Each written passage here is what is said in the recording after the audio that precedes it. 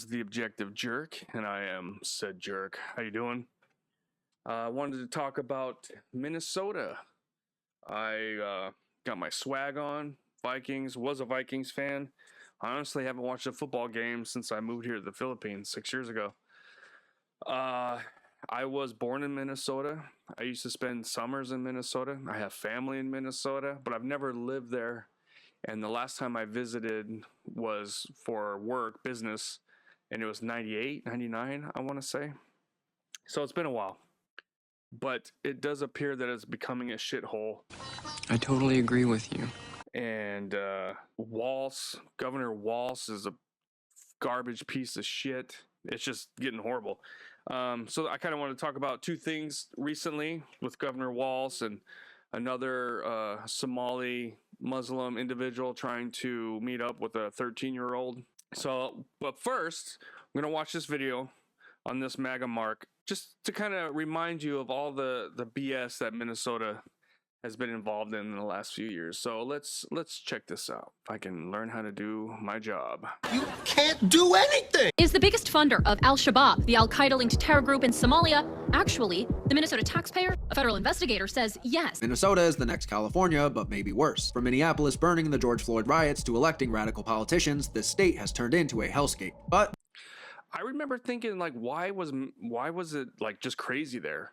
It's not like George Floyd was from there. Where, or was it?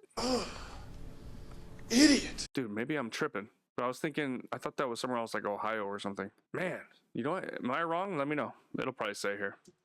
it wasn't always like this.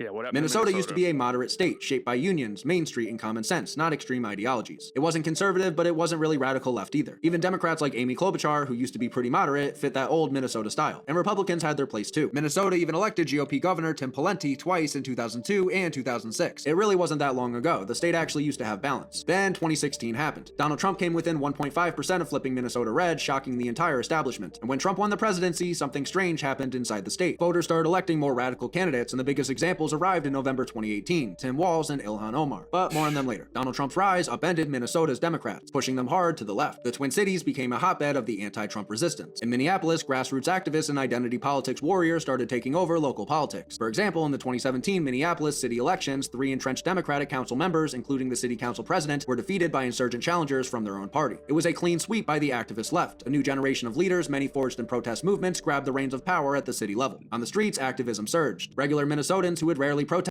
Have you ever wondered why, like, you know, radical left individuals are so young?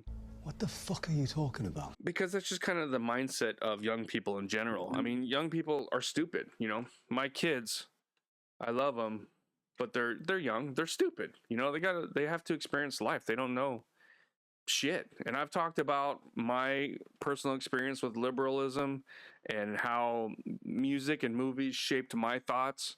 So, I mean, it's all the same crap. Because you're the pussy boy. Protested were now marching en masse against Trump's agenda. When Trump announced his travel ban on several Muslim-majority countries in 2017, 1,000 people flooded the Minneapolis-St. Paul airport in furious protest. Here in the Twin Cities this afternoon, about 1,000 people showed up at Minneapolis-St. Paul International Airport to protest the travel ban. The demonstrators moved throughout the airport carrying signs and chanting, spending time outside and inside. Similar rallies erupted over immigration, women's rights, and every perceived Trump provocation. Then came the spark that set Just making up shit. Okay, here we go. I guess it did happen. I was thinking Minnesota's powder keg ablaze, the death of George Floyd. Minneapolis almost immediately erupted into violence. The unrest grew fiercer by the day. Crowds swelled into the thousands, anger spilling into the streets. By nightfall, parts of the city were in flames. On the third night, rioters overran the Minneapolis Police Department's 3rd Precinct station.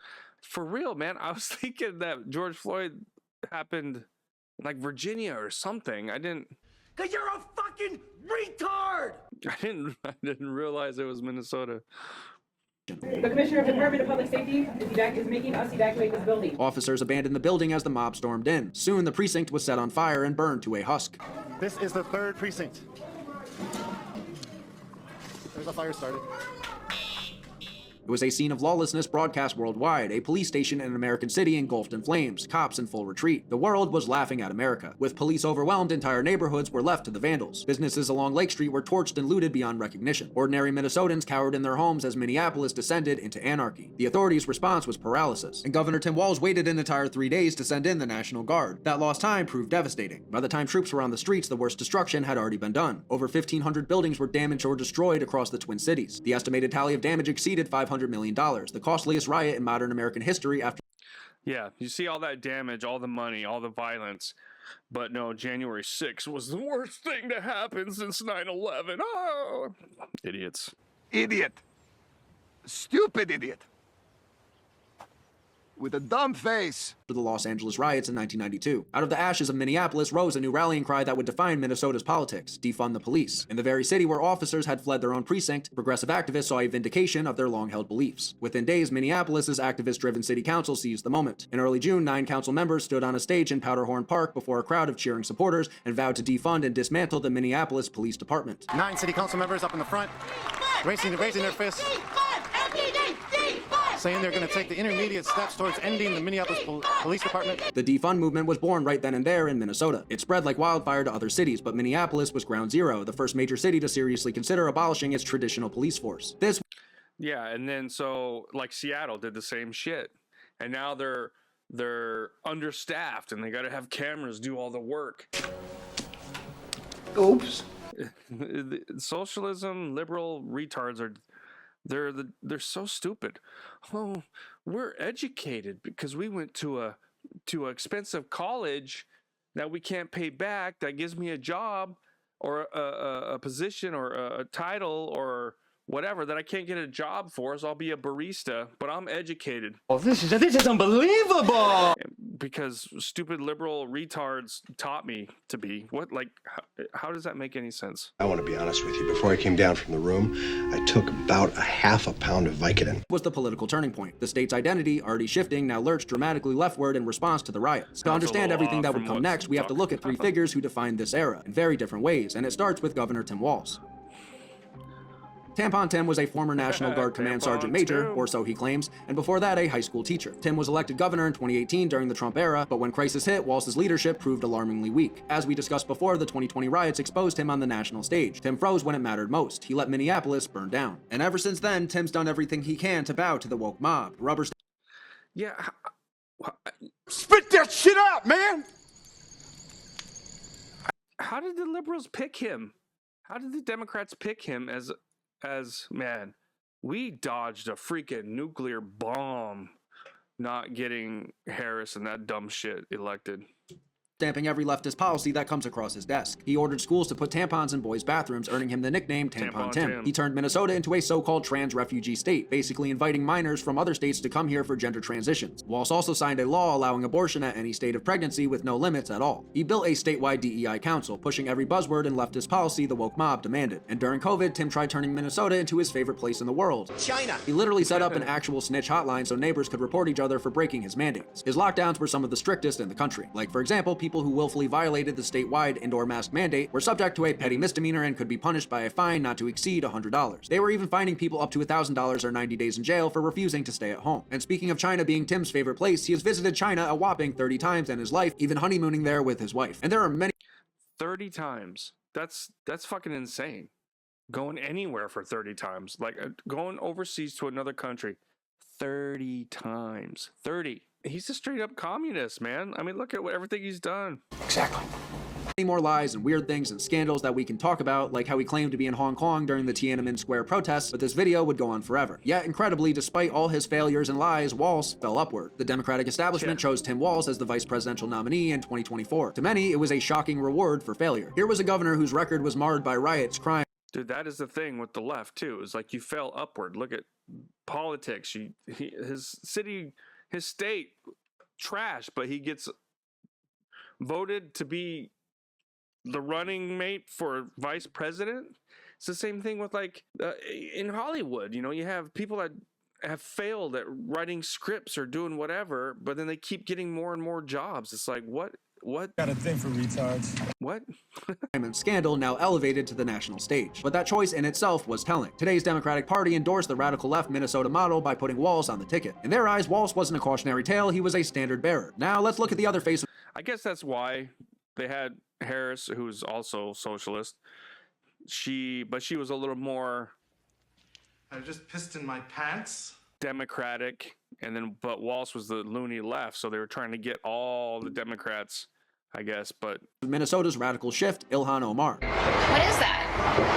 Man, this bitch is dumb. While Tim Walz represents failed leadership at the top, Ilhan Omar represents the ideological heart of Minnesota's radical shift. Omar's rise from a refugee in Minneapolis to a congresswoman was powered by the very radical left energy that took over the state's politics. Omar's profile skyrocketed during the George Floyd era. She was omnipresent during the protest and aftermath. In fact, just days after Floyd's killing, Omar stood before a crowd in Minneapolis and demanded the dismantling of the Minneapolis Police Department, calling it rotten to the core. We'll never stop saying, not only do we need to— He died from a fentanyl overdose, and that's proven, but the guy's still in jail. That shows you how fucked up Minnesota is right now. Why the fuck would I blow up Chick-fil-A? It's fucking delicious. Invest in police, but we need to completely dismantle the Minneapolis Police Department. When you talk to me like that, you forget you're talking to a man. Look at all these idiots. The Minneapolis Police Department is rotten to the root. And those words crystallize Omar's worldview. American systems, policing, economics, politics are inherently oppressive and must be torn down. In Omar's mind, reform isn't enough. Only revolutionary change will do. Ilhan Omar's career has been ridden with scandals as well. For years, she's faced accusations of immigration fraud, mainly the claim that she married her own brother, and a lot of people, including President Trump, are not afraid to call that out. They have a representative, Ilhan Omar, who they say married her brother. That's a fraud. She tries to deny it now, but you can't really deny it because, it just happened. She should be allowed to be a congresswoman, and I'm sure people are looking at that. And she should be thrown the hell out of our country. Beyond that, Omar was accused of being connected to an illegal ballot harvesting scheme exposed by Project Veritas. On top of all this, she has famously minimized the attacks of 9/11. CARE was founded after 9/11 because they recognized that some people did something and that all of us were starting to lose access to our civil liberties. She also violated campaign finance laws, sympathizes with socialist dictators, and blames the United States for the decay of Venezuela. And just like with Tim Walz, we could list the controversies for days, but the story must continue. So we move to the final figure of this saga. If Tim Walz symbolizes weak leadership and Omar symbolizes radical ideology— Who is it? Who's the third person? I actually don't know. Obviously, it's a woman. Post in the comments who it is. The third figure of the saga represents the deadly collapse of political normalcy in Minnesota. Melissa Hortman, may she rest in peace. Melissa was pretty far left and a champion of progressive causes. Right. She had served 2 decades in the legislature and was— She was going to come forward, but she got murdered by Tim Walz's buddy. That's right. Okay. Speaker of the Minnesota House from 2019 to 2025. Despite her progressive record, colleagues from both parties described her as honest and transparent, someone willing to negotiate when necessary. On June 9th, 2025, Melissa Hortman would be the only Democrat to vote for a budget deal that ended health care coverage for undocumented immigrants. Leah Murphy said that the undocumented immigrant bill was the most painful vote she's ever taken. You were the only Democrat to vote for it. How do you assess that vote? Yeah, in 20 years, I don't remember ever having to vote for something as painful as that. It was a condition that Republicans required to fund state government, and I agreed to a compromise on behalf of my caucus because it's more important to fund state government. And just days after that vote, tragedy struck. On June 14th, 2025, in the early morning hours, a gunman went on a targeted rampage. He first ambushed the home of a state senator, wounding the lawmaker and his wife. Then the killer, disguised as a police officer and driving a fake police SUV, drove to Melissa Hortman's house in a quiet suburban neighborhood. There, this imposter cop shot and killed Speaker Melissa Hortman and her husband in cold blood. The suspect, a 57-year-old private security contractor named Vance Bolter, was caught after a 2-day manhunt. His motive appeared to be twisted political rage, but in a surreal twist, the killer tried to pin responsibility onto someone else. In a letter addressed to the FBI, Bolter claimed that Governor Tim Walz had selected him to carry out these killings as a part of a conspiracy to eliminate Walz's political rivals. Tim wanted me to kill Amy Klobuchar and Tina I believe that 100%. Because the guy, he was part of his campaign. Smith, the letter alleged, naming Minnesota's 2 U.S. senators. Bolter wrote that Walz wanted to clear the way for himself to move up to the U.S. Senate. In the end, the only public connection made was that Walz reappointed Bolter to a governor's board, and authorities say that Tim had no involvement with this guy. But this heinous event symbolized the collapse of moderate— Well, he's not going to send somebody that's like, I wasn't his buddy, but if you're gonna hire someone to kill somebody, you're not gonna pick someone that you have close ties to. It's like, come on. and Minnesota. Portman's assassination showed that political differences, once managed with debate and votes, had escalated to deadly violence. Now we get to the situation that I believe was allowed to happen because of all the incompetence and corruption we discussed earlier. As the state shifted focus to activism and identity battles, corruption thrived in the shadows. Nowhere is that clearer than in the Feeding Our Future scandal, a $250 million fraud that exploited programs for hungry children and allegedly funneled that money into terrorist group Al-Shabaab's pockets. This scandal didn't just bankrupt a program, it exposed a web of greed and incompetence at the highest levels of Minnesota's government. And interestingly, and this crap here is not happening just in Minnesota. All the liberal ran controlled states, cities are doing all the same thing. Hello. Seems to mostly involve people in the state's Somali immigrant community. Here's what happened. The federal government poured money into free meal programs to ensure kids wouldn't go hungry while schools were closed. Instead, a group of crooks, dozens of them actually, invented fake children to feed and stole the money. It was mind-blowing in scope. Over 70 individuals have been charged in what federal prosecutors called a brazen scheme to steal around $250 million of taxpayer funds. They created shell companies claiming to serve meals to thousands of kids daily during the pandemic, but it was all lies. They handed in falsified reimbursement forms for meals that never existed, and the state of Minnesota's Department of Education, which oversaw the program, rubber-stamped every single payment. This went on for months and months, right under the noses of state officials too distracted or inept or corrupt to catch it. And all of this fraud went down in Ilhan Omar's. Which is either you're involved or you're retarded and incompetent. Like, which one is it? Exactly. District. Interesting. So what did the fraudsters do with $250 million meant for hungry children? They spent it on mansions, luxury cars, jewelry, and international travel. They bought real estate, including expensive homes on Lake Minnetonka, and condos in Nairobi and Istanbul. Federal agents say the conspirators literally filled suitcases with cash and flew them overseas. It was massive, nauseating theft carried out by individuals who saw an opportunity and knew the state's safeguards were weak. Minnesota's government was frankly asleep at the wheel, or they knew all about it, but that has not been proven yet. They knew. One report claims Minnesota taxpayers had inadvertently become the largest funder of Al-Shabaab, the Somali-based Islamic terror group. These explosive allegations that welfare money was being siphoned to jihadis made headlines and reached President Trump's ears. He moved to end humanitarian immigration protections for Somalis and called out Minnesota's government. Minnesota is a hub of fraudulent money laundering activity. Trump declared blasting state leaders for allowing fraud and corruption on a massive scale. He said Somalians had taken billions of dollars out of our country, and that local politicians were fools for letting it happen. Governor Walz defensively responded that you shouldn't demonize an entire community for the actions of a few. But for many Minnesotans, especially in greater Minnesota, the Feeding Our Future scandal confirmed their worst suspicions, that the new, ultra-diverse, progressive Minnesota was rife with corruption and political correctness that had prevented anyone from calling it out until the $250 million was gone. It's hard. They do the same thing here in the Philippines, just at a lower level. They give people money, you know, like 1,000 pesos or 2,500 maybe. You come to the thing here, you know, vote for us, whatever, and they give them the money and they vote for them. You dumb fuck! It's crazy, but this and same kind of thing here because they take that money, they put it back into the community for the certain people that's going to help to gather votes so that they can win and continue getting all that money, sending it to whoever, greasing the wheels, buying property. It's just like, What the fuck? it's insane. Hard to overstate how big this scandal was. It's likely the largest case of COVID-era fraud in the nation, and it happened in Minnesota. And this wasn't the only one. A web of other fraud schemes in housing aid and healthcare for the poor have been uncovered, totaling billions stolen. Minnesota's focus on being a compassionate progressive haven seems to have made it a soft target for evil people. The Walz administration was caught flat-footed repeatedly. It's gotten so bad that Congress has opened an investigation into Minnesota's misuse of federal funds. The political fallout of these scandals is still unfolding. But if you ask me, this is proof that far-left governance leads to massive corruption. I think President Trump needs to take away all federal funding until we find out what's going on. Exactly. Fucking 100, dude. Yeah, MAGAmark. And then plus you got the daycares. It's insane the amount of corruption that's out there. And everything that guy just said in the video was absolutely true. All of it happened. And you would think, how? You know, it's kind of insane. And I'm not saying that there aren't corrupt Republicans and doing some certain, but like this is just on another level. Like they're Today, Junior? it's almost like they don't even care. They're not even scared. Oh, nothing's gonna happen to me, so let's just keep doing it. Like they're not even trying to be sly, you know, and they're not trying to be secretive, and it's crazy to me. I tried to fart and a little shit came out. I just shorted. So you have that huge Somali community where, oh, don't blame. It's like, dude, I'm sorry, but they're all trash. They're all trash. 80% of Somali immigrants are on like welfare SNAP. 80%. And then the other 20% are committing fraud. You know, they got to get rid of them. They got to get rid of them. Sorry, but fuck them. Fuck up. It's just insane. And then you have this recently. This happened in Minnesota.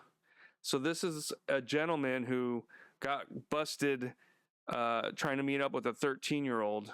I'm not going to play the whole thing. Well, actually, you know what? Let me see if I can speed it up a little, because I sped up that video we just watched. Let's check this out. I've heard about this, but I haven't really watched it. Yeah, what you doing? You got any weapons on you? No.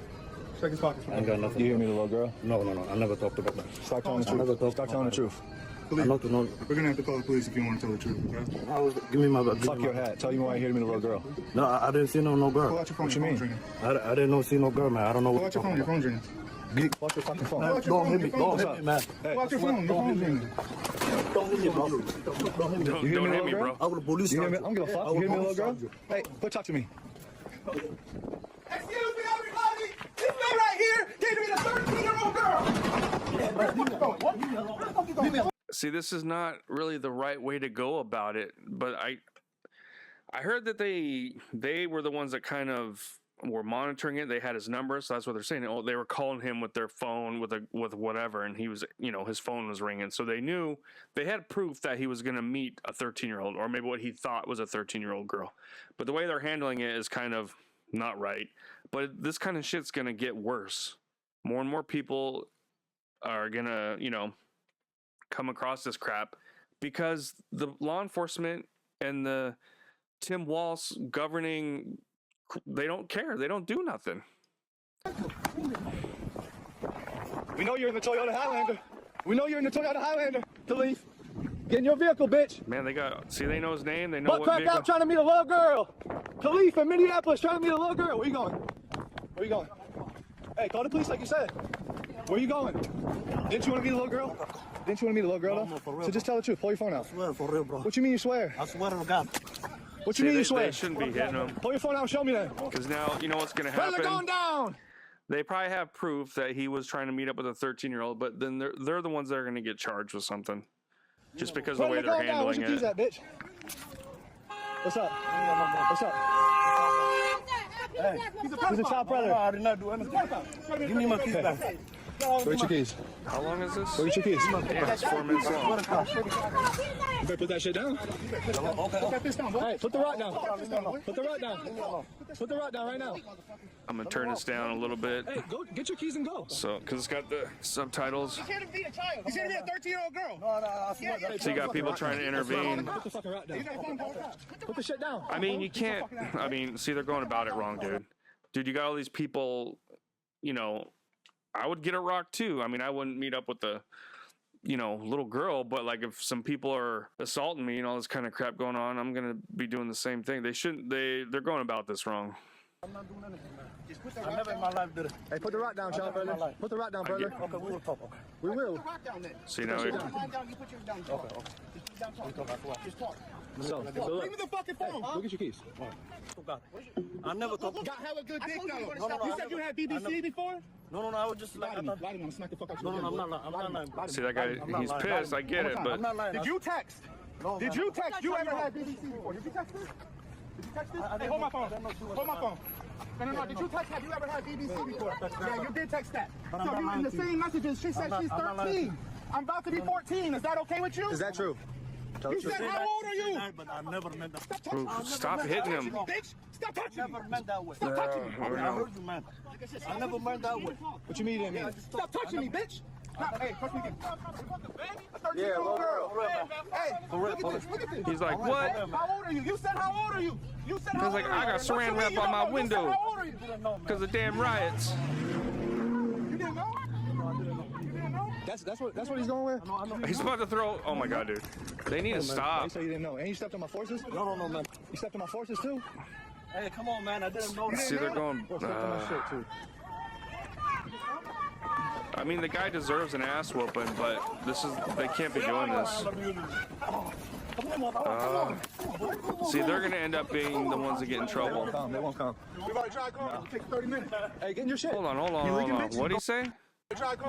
Hold on. Come on, man.